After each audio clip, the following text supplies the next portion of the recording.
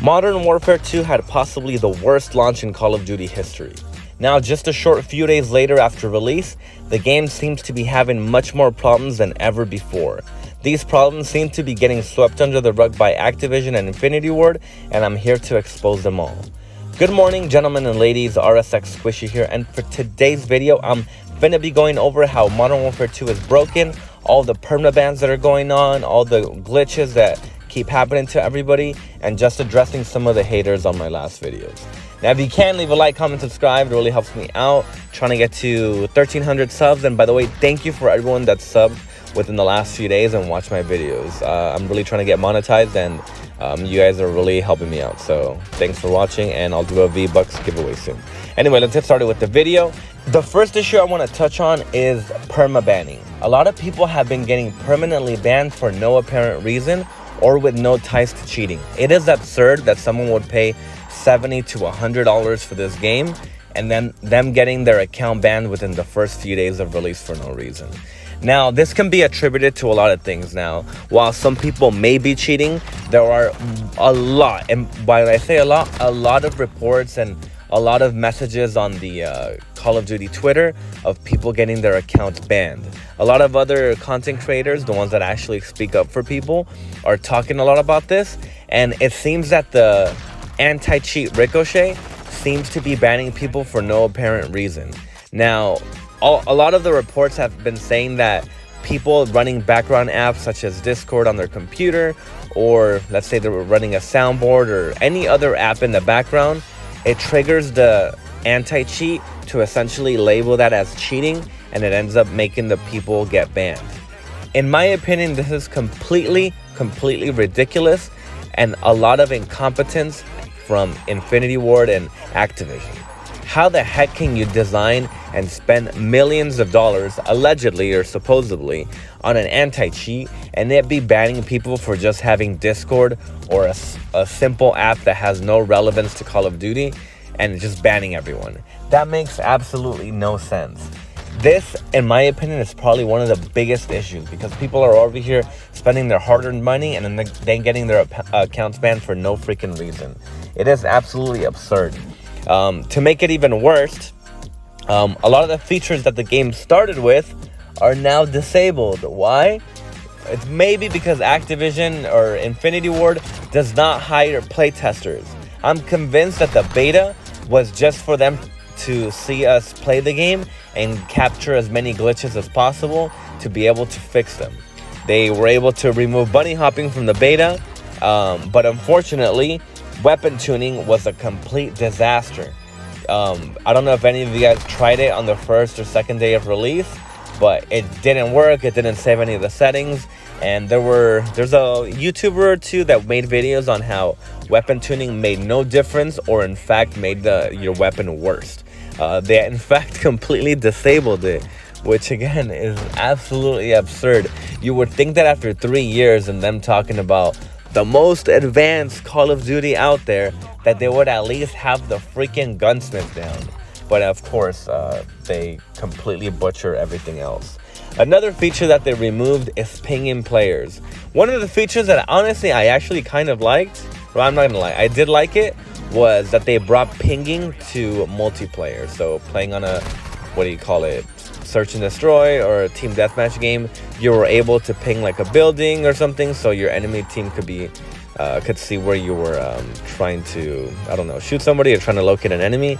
And it just blows my mind that apparently there was a glitch that if you died and you pinged a player, that player would stay pinged the whole rest of the match. What does that tell you about Activision and their incompetence for the lack of playtesting and them pretty much just not caring about the Call of Duty player base? Which actually brings me to my next subject. I want to address a lot of the haters that I have gotten in my last few videos regarding to me telling everyone that Modern Warfare 2 is trash. I have a lot of people saying, the game just came out, you should give it some time for it to be better. Most games nowadays come with a few bugs on release, blah, blah, blah, blah. Okay, so first of all, you shouldn't lower your standards like that because that's what makes gaming companies feel like they can essentially give you less and have you pay more. Think about it. We just paid $70 for this game, and the game just seems to be having less and less content every freaking year. It is absolutely absurd.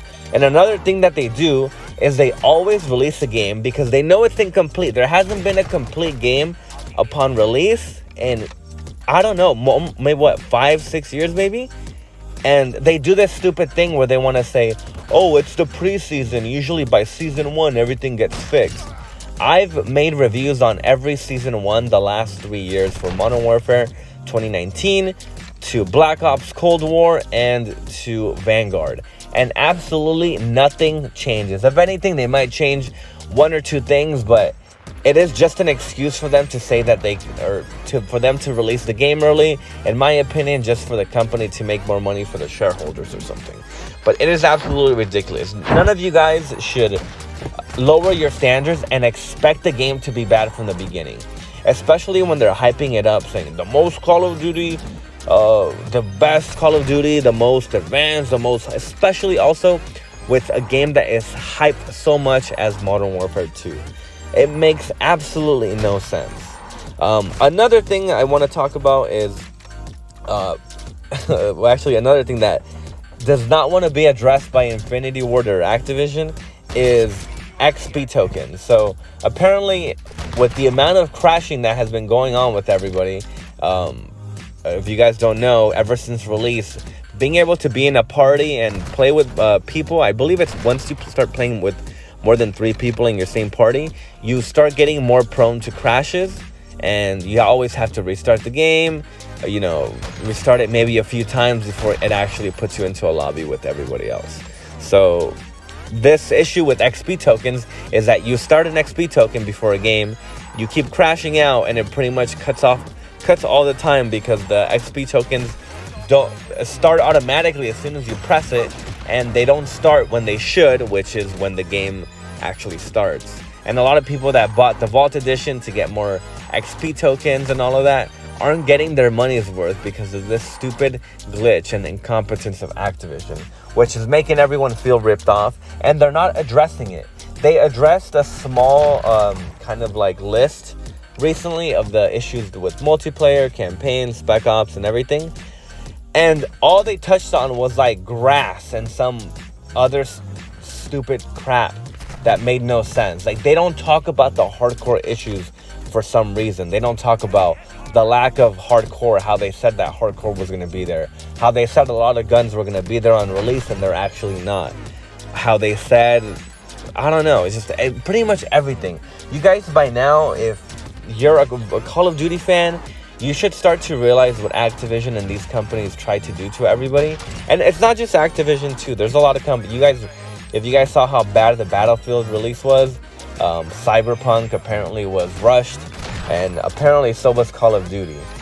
So it is what it is. You get what you get, and unfortunately, it might take some time before the game can actually be somewhat decent. But unfortunately, I don't think it's going to happen anytime soon, especially with the way this whole franchise is going.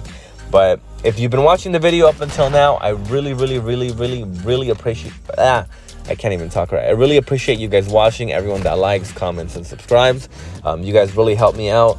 If you guys know of any other issues or anything you guys want me to talk about regarding this game, please do not hesitate to let me know. Leave a comment or something so I can have more topics to talk about, because I really want to use my platform to call out Activision, and I never want to be like those YouTubers or Call of Duty players that, oh my god, by the way, I'm probably gonna make a separate video addressing this, of how all the people that are like verified and partner with Activision on the freaking Call of Duty Twitter, all of them are hyping it up. Oh, it is a great game, blah blah blah blah blah blah blah, when it is not. You cannot be a Call of Duty fan and say that this is a good game with a lack of movement, lack of freaking maps, lack of hardcore, lack of guns, skill-based matchmaking, and everything.